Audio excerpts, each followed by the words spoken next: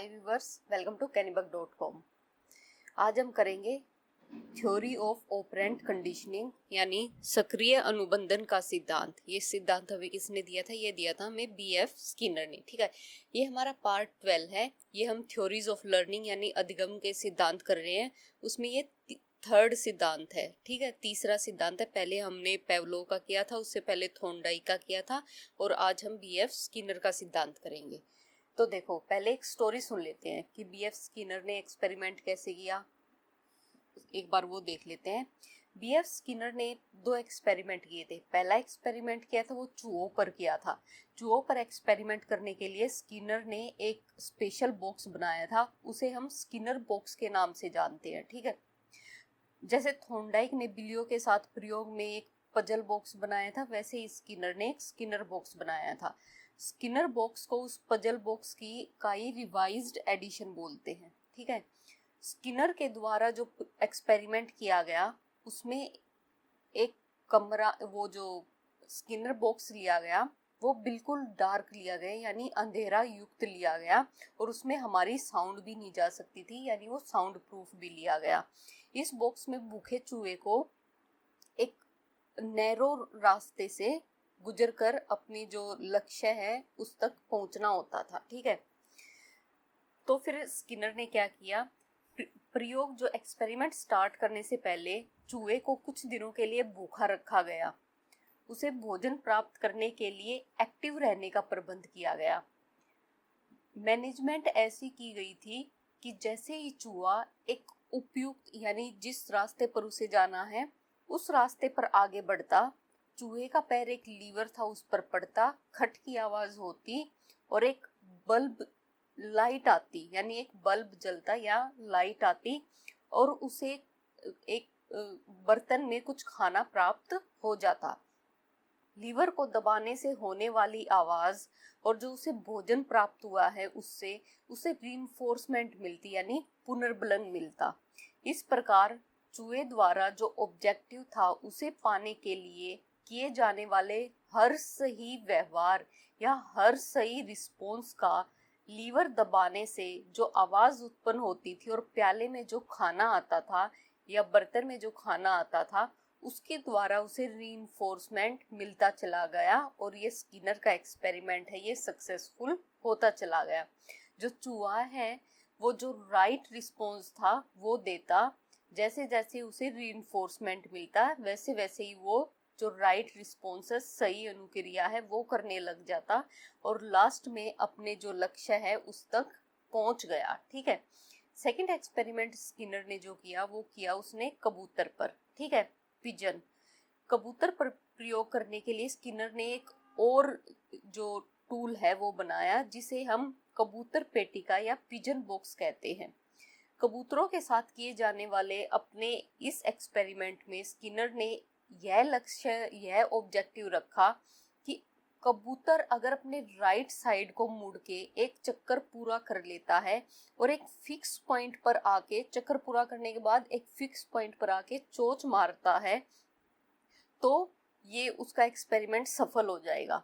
इस एक्सपेरिमेंट में जो पिजन बॉक्स था उसमें एक भूखे कबूतर को बंद कर दिया, और जैसे ही वो अपने राइट साइड को घूमकर स्पेसिफिक प्लेस पर चोंच मारता उसे एक अनाज का दाना दे दिया जाता। ठीक है, इस दाने द्वारा कबूतर को अपने जो बिहेवियर की बार बार रिपीट करने की आदत पड़ गई, उसे रीइंफोर्समेंट मिल गया। किससे रीइंफोर्समेंट, पुनर्बलन किससे मिला? जो भी दाना उसे मिलता है उससे, और फिर वो अपने राइट साइड को घूम के एक चोंच मारता। ठीक है, और फिर उसे एक और दाना मिल जाता है। इस प्रकार धीरे धीरे कबूतर ने ये जान लिया कि जब भी वो अपनी राइट साइड घूम के एक फिक्स प्लेस पे चोंच मारेगा तो उसे एक दाना मिल जाएगा, और यहाँ पे स्किनर का एक्सपेरिमेंट है वो सफल हो गया।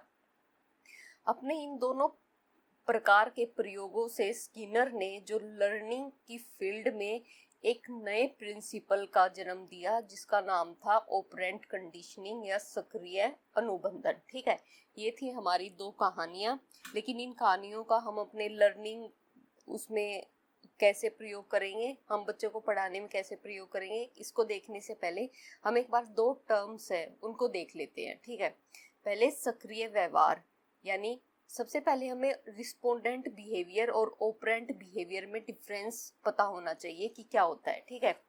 लर्निंग के फील्ड में स्किनर ने जो उसके पहले के जो मनोवैज्ञानिक हैं, साइकोलॉजिस्ट हैं, उनकी यह धारणा थी कि जो भी हम रिस्पॉन्स देते हैं या जो भी हम व्यवहार करते हैं उसके पीछे कोई ना कोई नॉन स्टिमुलस होता है, कोई ना कोई ज्ञात उद्दीपक होता है।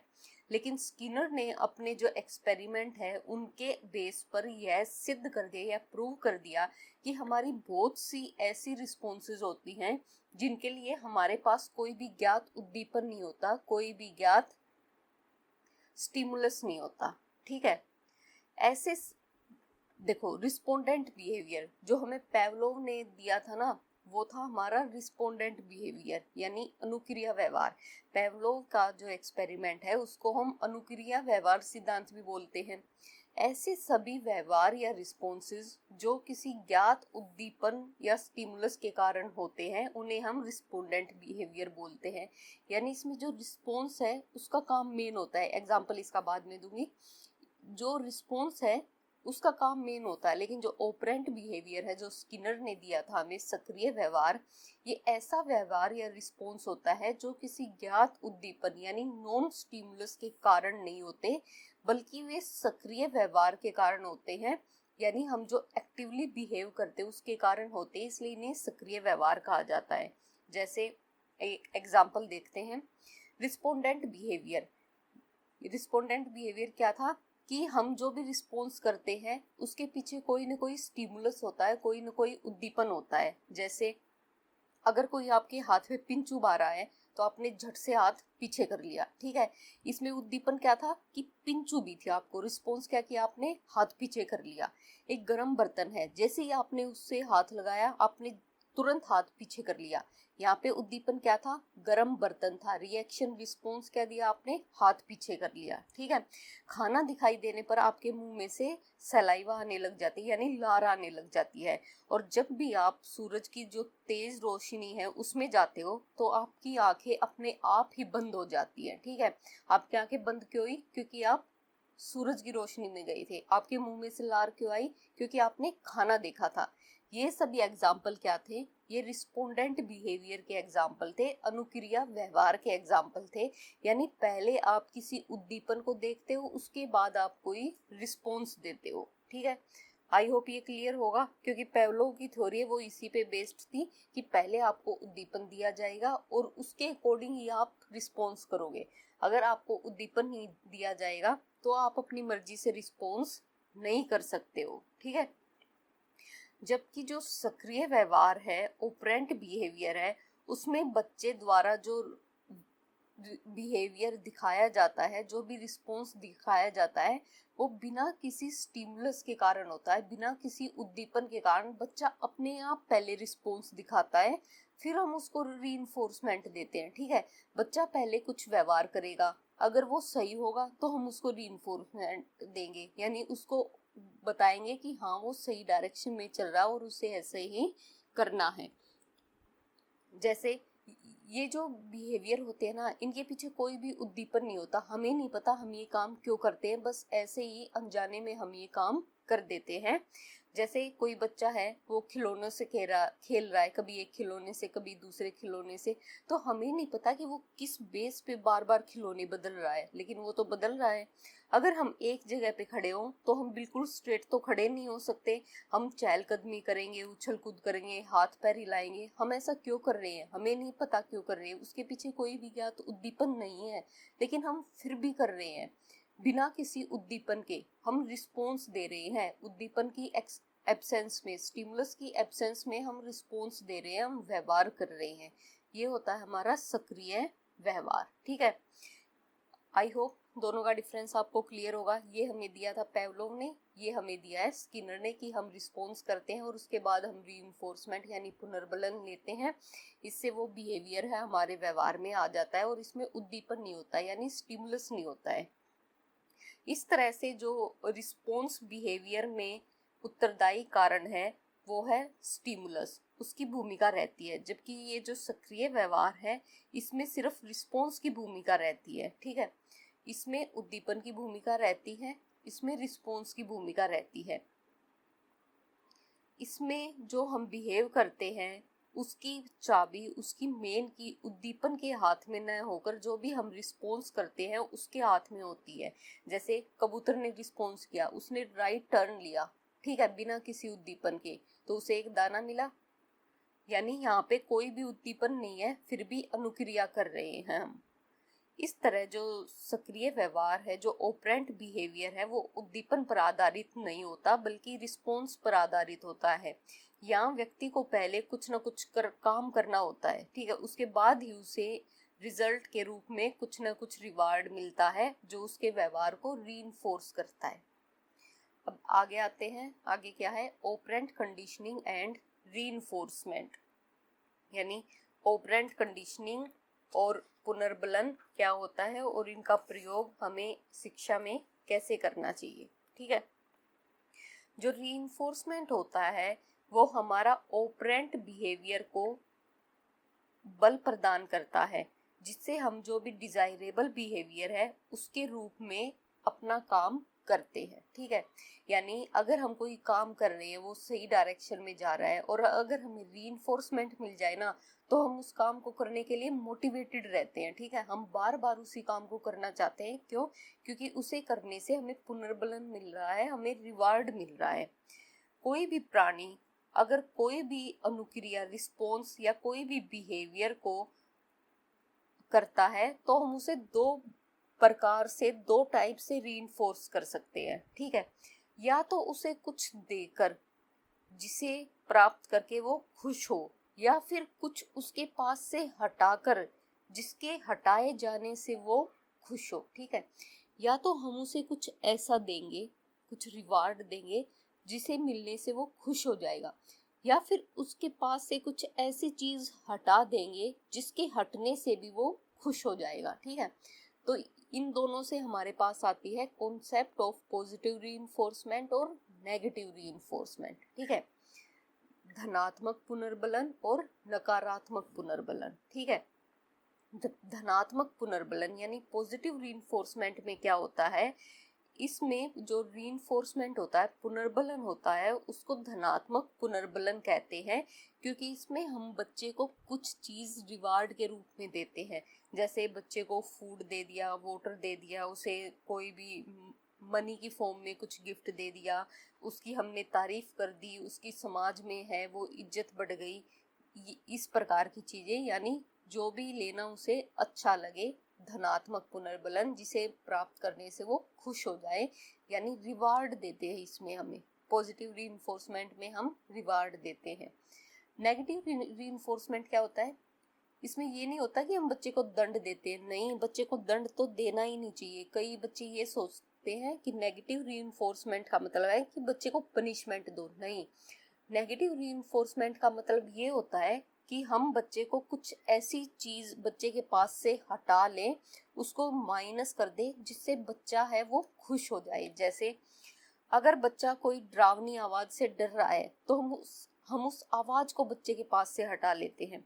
अगर बच्चा अपना ये मान रहा है कि कोई टीचर उसका अपमान कर रहा है या उसे डांट रहा है या उसे पनिशमेंट दे रहा है, तो हम अपने इस बिहेवियर को सुधार के बच्चे को नेगेटिव रीइंफोर्समेंट दे सकते हैं। यानी इन सब से बचा के, बच्चे को डांट से बचा के, पनिशमेंट से बचा के हम बच्चे को नेगेटिव रीइंफोर्समेंट देते हैं। ये होता है नकारात्मक पुनर्बलन। ठीक है, इसका मतलब दंड देना नहीं होता बल्कि बच्चे को दंड से बचाना होता है। आई होप ये दोनों क्लियर हो गए होंगे, पॉजिटिव रीइंफोर्समेंट और नेगेटिव रीइंफोर्समेंट, धनात्मक पुनर्बलन और नकारात्मक पुनर्बलन। नकारात्मक पुनर्बलन में बच्चा जिस चीज से भी डर रहा है या जिस चीज को चाहता है कि उसके साथ ना हो, हम वो बच्चे के पास से हटा देते हैं। इससे बच्चा मोटिवेटेड फील करता है। ठीक है, अब देखो, हमें पुनर्बलन आयोजन यानी हमें रीइंफोर्समेंट कब देना चाहिए, किस टाइम देना चाहिए, किस क्वांटिटी में देना चाहिए, कितनी क्वालिटी में देना चाहिए, ये हमें 4 प्रकार के से पता चलता है। ठीक है, हमारे पास 4 प्रकार के पुनर्बलन है, उससे हमें पता चलता है कि कौन सा पुनर्बलन, कौन सा रीइंफोर्समेंट हमें कब देना चाहिए। फर्स्ट टाइप है सतत पुनर्बलन आयोजन यानी कॉन्टिन्यूअस रीइंफोर्समेंट शेड्यूल। इसमें हम बच्चे की हर एक्टिविटी के बाद उसे रीइंफोर्समेंट देते ही देते हैं। चाहे बच्चा कुछ भी काम करे, अगर वो उसके बिहेवियर में सुधार लाता है तो हम उसको रीइंफोर्समेंट देते ही देते हैं, चाहे किसी भी टाइम दे, ठीक है। यानी बच्चे की हर एक्टिविटी के बाद उसको रीइंफोर्समेंट देना, ये होता है कॉन्टिन्यूस रीइंफोर्समेंट शेड्यूल, यानी सतत पुनर्बलन आयोजन। इससे जो लर्नर होता है वो जो भी बिहेव करता है वो सही डायरेक्शन में करता है और उसके लिए उसको रिवार्ड दिया जाता है उसकी हर एक्टिविटी के बाद, यानी कॉन्टिन्यूसली उसको रिवार्ड दिया जाता है। ये होता है सतत पुनर्बलन। उसके बाद है निश्चित अंतराल पुनर्बलन आयोजन, यानी फिक्स इंटरवल रीइंफोर्समेंट शेड्यूल। इसमें क्या होता है, इसमें जो लर्नर होता है ना उसे एक फिक्स टाइम के बाद पुनर्बलन दिया जाता है। फिक्स इंटरवल है ना, यानी निश्चित अंतराल के बाद उसे रीइंफोर्समेंट यानी पुनर्बलन मिलता है। जैसे किसी बच्चे को 3 मिनट के बाद, जैसे एक्सपेरिमेंट ही ले लेते हैं, एक चूहा था, चूहे को 3 मिनट के बाद कुछ खाने का कुछ टुकड़ा देना, या किसी जो भी हमारे सर्वेंट है उनको 1 सप्ताह के बाद हम सैलरी देते हैं, यानी इसमें टाइम फिक्स है, या तो 3 मिनट या 1 सप्ताह, 1 वीक। ये होते हैं हमारे निश्चित अंतराल पुनर्बलन, यानी फिक्स इंटरवल रीइंफोर्समेंट। उसके बाद है निश्चित अनुपात, यानी फिक्स रेशो रीइंफोर्समेंट। क्या होता है, इस टाइप के रीइंफोर्समेंट में यह निश्चित करके रीइंफोर्समेंट देते हैं हम कि कितनी बार किसी भी इंसान ने सही रिस्पॉन्स दिया है, उसके रिस्पॉन्स के बेस पे हम उसको रीइंफोर्समेंट देते हैं। जैसे कबूतर ने 50 बार सही चोंच मारी तो उसे 1 दाना दे दिया, ठीक है। यानी कोई भी व्यक्ति, जैसे किसी स्टूडेंट ने अगर 10 क्वेश्चन सोल्व किए तो उसके बाद उसे एक टॉफी दे दी। ये होता है हमारा फिक्स रेशो रीइंफोर्समेंट, यानी निश्चित अनुपात पुनर्बलन। इसके बाद है परिवर्तनशील पुनर्बलन आयोजन, यानी वेरिएबल रीइंफोर्समेंट शेड्यूल। नाम से ही पता चल रहा है वेरिएबल यानी परिवर्तनशील। कई बार जो हम रीइंफोर्समेंट देते हैं वो या तो फिक्स टाइम के बाद होता है या फिक्स्ड रिस्पॉन्स के बाद होता है, लेकिन इस टाइप के रीइंफोर्समेंट में हम इस बात का ध्यान नहीं रखते। हम जब भी हमारा मन करता है, जिस भी समय हमारा मन करता है, जितने भी इंटरवल के बाद मन करता है, हम उसको तभी रीइंफोर्समेंट दे देते हैं, ठीक है। यानी इसमें कुछ भी फिक्स नहीं होता, ये हम पे डिपेंड करता है, ये परिवर्तनशील होता है, वेरिएबल होता है, ठीक है। तो ये जो रीइंफोर्समेंट के ये थे कि हमें कब किसको कितना रीइंफोर्समेंट देना चाहिए, तो अगर इनके बारे में देखा जाए तो जो सबसे पहले वाला था कॉन्टिन्यूस रीइंफोर्समेंट, ये पढ़ा था ना हमने, कॉन्टिन्यूस रीइंफोर्समेंट। तो कॉन्टिन्यूस रीइंफोर्समेंट द्वारा जितनी जल्दी हमारे बिहेवियर को रीइंफोर्स किया जाता है उतनी ही जल्दी ये उसको अपने आप को उससे हटा भी लेता है, यानी एक्सटिंक्ट भी हो जाता है। यानी अगर हम इसका लगातार प्रयोग करेंगे ना, लगातार इसको यूज में लाएंगे, तो कुछ टाइम के बाद इसका इफेक्ट है वो 0 हो जाएगा। यानी बच्चे ये सोचेंगे कि हर बार तो मिल ही रहा है, क्या नया हो गया इसमें, तो इसको सीरियसली नहीं लेंगे और वो इसके यूज टू हो जाएंगे। तो हमें इसका प्रयोग बहुत कम करना चाहिए। उसके बाद है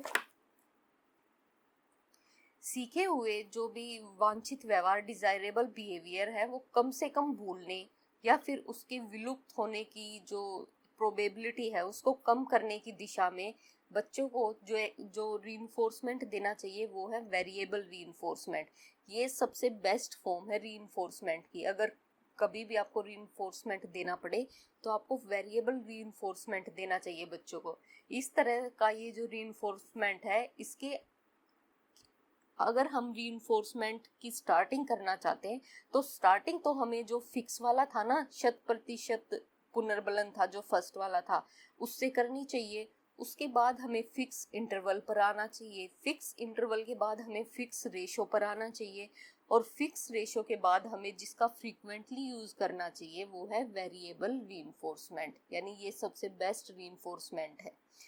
यूज हमें चारों करने चाहिए। अगर हम स्टार्टिंग कर रहे हैं रीइंफोर्समेंट की तो स्टार्टिंग पहले वाले से करनी चाहिए, फिर धीरे धीरे सेकंड पर आना चाहिए, फिर थर्ड पर, और फिर इसका यूज करना चाहिए। यहाँ पे हमारा ये टॉपिक कंप्लीट होता है। अब आते हैं सक्रिय अनुबंधन सिद्धांत की शैक्षणिक उपयोगिता, यानी एजुकेशन में हम इसको कैसे इम्प्लीमेंट कर सकते हैं। आगे बढ़ने का प्रोत्साहन, यानी ये जो सक्रिय ऑपरेंट कंडीशनिंग है ना, ऑपरेंट बिहेवियर सिद्धांत है, ये टीचर की बहुत हेल्प करता है और वो टीचर से उम्मीद करता है कि वो जो लर्निंग प्रोसेस है और जो लर्निंग सिचुएशन है उसको ठीक प्रकार से कंट्रोल करे और ऐसे ऑर्गेनाइज करे कि जो लर्नर है ना उसके द्वारा जो भी उसे बिहेवियर में चेंज लाना है वो लगातार अपने लक्ष्य की तरफ अग्रसित होता रहे, लगातार उसे अपना लक्ष्य याद रहे और उसे ये जो लर्निंग प्रोसेस है इसमें कम से कम फेलियर का सामना करना पड़े और उसे उम्मीद हो कि इसे कंप्लीट करने के बाद वो श्योरली सक्सेसफुल होगा। ठीक है, इससे बच्चों को आगे बढ़ने का प्रोत्साहन मिलता रहेगा। नेक्स्ट है बिहेवियर मॉडिफिकेशन, यानी व्यवहार में परिवर्तन। जो ये सक्रिय अनुबंधन सिद्धांत है, ऑपरेंट कंडीशनिंग है, इसका उपयोग किसी भी बच्चे के व्यवहार में मॉडिफिकेशन के लिए भी किया जा सकता है। जैसे जिस बच्चे के व्यवहार में हमें चेंज लाना है उसके बारे में पहले यह पता होना चाहिए कि उसके लिए क्या एक अच्छे रीइंफोर्समेंट का काम करेगा, उसे अब क्या गिफ्ट देगी, उसे गिफ्ट रिवार्ड लेके खुशी महसूस होगी। जैसे ही वो डिजायरेबल बिहेवियर करता है उसे तुरंत ही उसको रीइंफोर्स कर दिया जाए या तुरंत ही उसको रिवार्ड दे दिया जाए। ऐसा करने से जो बच्चा है वो डिजायरेबल बिहेवियर को बार बार करना चाहेगा और उसे हम रीइंफोर्समेंट देते रहेंगे और उसका बिहेवियर मॉडिफिकेशन है वो हो जाएगा, यानी उसके व्यवहार में परिवर्तन आ जाएगा। उसके बाद है ओवरऑल डेवलपमेंट ऑफ पर्सनैलिटी, यानी व्यक्तित्व का समुचित विकास। ऑपरेंट कंडीशनिंग से, सक्रिय अनुबंधन से जो स्टूडेंट है उसकी पर्सनैलिटी का हम ओवरऑल डेवलपमेंट भी कर सकते हैं। जैसे हमें पता, एक पॉपुलर सेइंग है कि हम अपने आप में वही होते हैं जिसके लिए हमें रिवार्ड्स मिलते हैं। अगर हमें रिवार्ड्स मिलते रहेंगे तो हम और अच्छा करने की प्रैक्टिस करते रहेंगे। तो हम अपने आप में वही होते हैं जिसके लिए हमें प्रोत्साहन या फिर रिवार्ड मिलते हैं। जैसे एक एग्जांपल ले लेते हैं, एक अंग्रेज बच्चा है, वो छोटी आयु में ही अंग्रेजी बोलना सीख जाता है। ठीक है, जैसे हमारे यहाँ कोई हिंदू बच्चा है, जो हम हिंदी बोलते हैं तो हमारे बच्चे छोटी उम्र में ही हिंदी बोलना सीख जाते हैं। वो इसलिए सीख जाते हैं क्योंकि जब पहली बार वो हिंदी या इंग्लिश जैसी जो ध्वनि है उनको निकालते हैं तो उनके जो पेरेंट्स हैं उनको फुल सपोर्ट करते हैं, उनको प्रोत्साहन देते हैं। अगर यही बच्चा किसी जापानी या फिर रशियन फैमिली में पैदा होता तो फिर अंग्रेजी की जगह पे वो क्या बोल रहा होता, वो या तो जापानी बोल रहा होता या रशियन लैंग्वेज बोल रहा होता, क्योंकि हर स्टेज में उसे वैसा करने पर तुरंत रीइंफोर्समेंट मिल रहा होता। ठीक है, तुरंत पुनर्बलन मिल रहा होता। ये हमारा ओवरऑल डेवलपमेंट ऑफ पर्सनैलिटी, यानी हम पुनर्बलन रीइंफोर्समेंट की हेल्प से बच्चों का व्यक्तित्व का समुचित विकास भी कर सकते हैं। नेक्स्ट है मोटिवेशन, यानी अभिप्रेरणा। जो सक्रिय अनुबंधन सिद्धांत है, ऑपरेंट कंडीशनिंग है, उसके अनुसार जो भी हम रिस्पॉन्स देते हैं उसकी जो उपयुक्तता होती है, उसकी जो राइटनेस होती है और जो कार्य करने की सफलता होती है, जो भी हम काम कर रहे हैं उसकी सक्सेस रेट होती है, इनमें जो मोटिवेशन है उसका बहुत अहम योगदान होता है। ठीक है, जैसे अगर कोई बच्चा है उसकी अगर तारीफ कर दी जाए या अध्यापक जो टीचर है वो ऐसे उसको बच्चे को प्रेज करने के हाव भाव दिखाए, उसे ये फील करवाए कि हाँ भाई वो सक्सेसफुल हो सकता है, उसके मार्क्स है वो ज़्यादा आए, उसे रिवार्ड मिले, या फिर जो काम वो करना चाहता है उसे वो काम करने की फ्रीडम दी जाए, तो ये सभी जो रीइंफोर्समेंट है इनके द्वारा जो स्टूडेंट है वो पूरी तरह से मोटिवेटेड रहता है और काम करने में और ज़्यादा एनर्जी लगाता है। इसके बाद है पनिशमेंट, यानी दंड। जो हमारा ऑपरेंट कंडीशनिंग है उसके अनुसार पनिशमेंट न तो डिजायरेबल बिहेवियर को सीखने में मदद करता है और न ही बुरी आदतों को छुड़ाने में मदद करता है, यानी हमें दंड का प्रयोग तो करना ही नहीं चाहिए। पनिशमेंट के द्वारा कुछ समय के लिए बच्चा गलत व्यवहार करना छोड़ तो सकता है, लेकिन जैसे ही वो पनिशमेंट का डर है उसके अंदर से निकल जाएगा, वो फिर दोबारा पुराने रास्ते पर आ जाएगा और जो बैड बिहेवियर है उसको करने लग जाएगा। तो ये थे हमारे एजुकेशनल इम्प्लीकेशन, हम अपनी एजुकेशन में कैसे इस थ्योरी को इम्प्लीमेंट कर सकते हैं। अब इसकी कुछ डीमेरिट्स भी हैं। डीमेरिट्स क्या हैं? फर्स्ट डीमेरिट है एक्सपेरिमेंट ऑन एनिमल्स। जो स्किनर है उसने ये एक्सपेरिमेंट सिर्फ पशुओं पे किया था, एनिमल्स पे किया था, ह्यूमंस पे नहीं किया। तो हम ये श्योर नहीं हो सकते कि जो एक्सपेरिमेंट उसने एनिमल्स पे किया था वही वो ह्यूमंस पे भी लागू होगा या नहीं होगा, और कितना सक्सेसफुल होगा। सेकंड है हेरिडिटरी फैक्टर, यानी वंशानुगत कारक। स्किनर ने जो हेरिडिटरी फैक्टर है ना उसको बिल्कुल नकार दिया। उसने इसके लिए कोई जगह ही नहीं छोड़ी अपने एक्सपेरिमेंट में कि बच्चों के अंदर कुछ वंशानुगत शक्तियां भी होती हैं जो कि उसके डेवलपमेंट में बहुत ज़्यादा हेल्प करती हैं। नो प्लेस फॉर क्रिएटिविटी, सृजनात्मकता की कोई जगह नहीं। स्किनर था, उसने अपने एक्सपेरिमेंट में बच्चों को बिल्कुल मैकेनिक्स रोबोट समझा है, ठीक है। उसने माना है कि बच्चे सिर्फ वही करेंगे जो वो चाहता है, उसके अलावा कुछ नहीं करेंगे। यानी उसने बच्चों की जो क्रिएटिविटी है, सृजनात्मकता है, और बच्चों के पास भी खुद का दिमाग है, इस बात को नकारा है। तो ये थी स्किनर की कुछ कमियां, स्किनर के सिद्धांत की कमियां। नेक्स्ट वीडियो में हम स्किनर का जो ऑपरेंट कंडीशनिंग है और जो पेवलोव का क्लासिकल कंडीशनिंग है उनके बीच डिफरेंस देखेंगे। अगर आपको ये वीडियो पसंद आई हो तो लाइक शेयर सब्सक्राइब करें and don't forget to press the bell icon. Thank you.